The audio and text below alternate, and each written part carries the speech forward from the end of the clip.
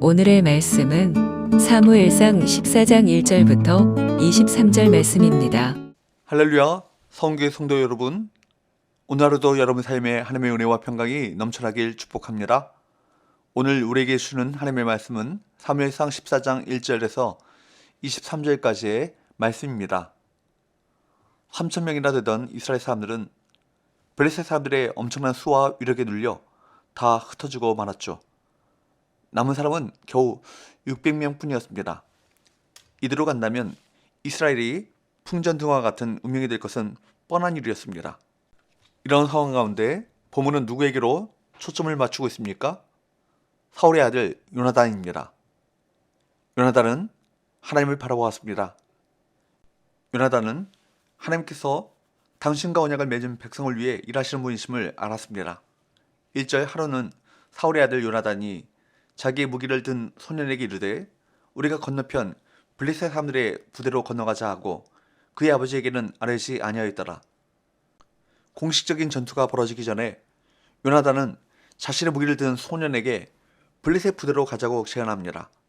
이에 대해 요나단은 아버지 사울에게 알리지 않았습니다. 2절에 가만히 미그론에 있는 성류나무 아래에 머물러 있었던 사울과는 다른 모습이었습니다. 요나단은 눈에 보이는 군사의 수나 싸우는 무기보다 나를 위해 일하시는 하나님을 중요시했습니다. 6절 요나단이 자기의 무기를 든 소년에게 이르되 우리가 이 할례받지 않는 자들에게로 건너가자. 여호와께서 우리를 위하여 일하실까 하노라. 여호와의 구원은 사람이 많고 적음에 달리지 아니하였느니라. 단 둘이서 적진을 향해 들어가는 이 행동은 무척 위험했지만 요나단은 하나님의 구원이 사람의 많고 적음으로 결정되는 것이 아니라고 말합니다. 요나단의 이 확신은 하나님이 그동안 이스라엘을 구원하시는 역사를 통해 얻어진 영적 지식인 것입니다. 그렇습니다. 하나님의 구원은 사람의 수에 달려있지 않습니다. 하나님의 구원은 사람이 많아야 이루어지는 것이 아닙니다.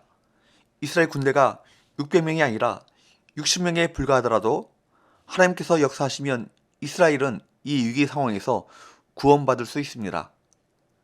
신앙생활은 전능하신 하나님을 믿고 신뢰하는지의 여부에 따라 크게 달라지죠. 오늘 본문에서 두려워 떨고 있는 사울과 담대히 나아가는 요나단은 분명하게 대조되고 있습니다. 하나님의 구원 역사는 그분께서 주권적으로 행하시는 것입니다. 아무도 하나님보다 지혜로울 수 없기에 때와 방법을 주장할 수 없죠. 여호와께서 일하실까 하노라 라고 고백했던 요나단처럼 우리도 하나님의 일하심을 기대해야 할 것입니다. 요나단은 하나님이 그들을 인도해 주실 것을 확신했습니다. 그래서 공격 계획을 세우고 블레셋 진영을 향해 믿음으로 나갔습니다.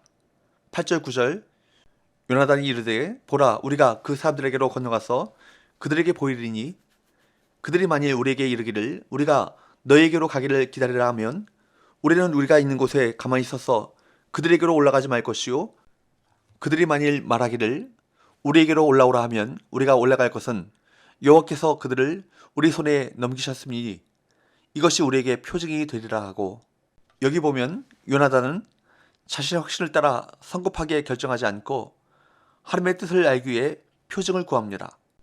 곧 블레셋 부대 앞에 가서 자신을 보인 후에 그들이 올라오라고 한다면 하나님께서 이들을 넘기신 것으로 알고 싸우겠다고 합니다. 이는 자신을 적들에게 노출해야만 표징을 확인할 수 있는 위험한 행동으로 자신의 목숨을 온전히 하나님께 맡긴 신뢰의 태도입니다. 사무엘을 기다리지 않고 성급히 번제를 드린 사울과 너무나 대조되는 장면입니다. 하나님의 뜻을 구하는 것은 편리한 방법을 선택하는 것이 아닙니다. 혹 나에게 큰 희생이 될지라도 하나님을 향한 신뢰의 마음을 가지고 구해야만 하나님의 뜻을 발견할 수 있습니다. 그때 요나단은 하나님의 인도하심을 보았고 블레셋 사람들을 이스라엘의 손에 넘기셨음을 알았습니다. 요나단과 소년은 단 2명에 불과했지만 그 두 사람은 수천 수만의 천군 천사와 함께 내려오시는 하나님을 의지하여 적진에 뛰어들었습니다. 11절부터 15절까지를 보면 하나님의 표징을 확인한 요나단과 소년은 20여 명의 적군을 죽였습니다. 이로 인해 블레셋 진영의 모든 군인이 공포와 혼란에 떨었습니다. 사울이 전쟁의 승패가 군사력이 있다고 믿던 때는 이스라엘이 떨었지만 요나단이 전쟁은 하나님께 속해 있음을 믿자 적들이 떨었습니다. 위기 앞에서 사람의 수보다 더 중요한 것은 믿음입니다.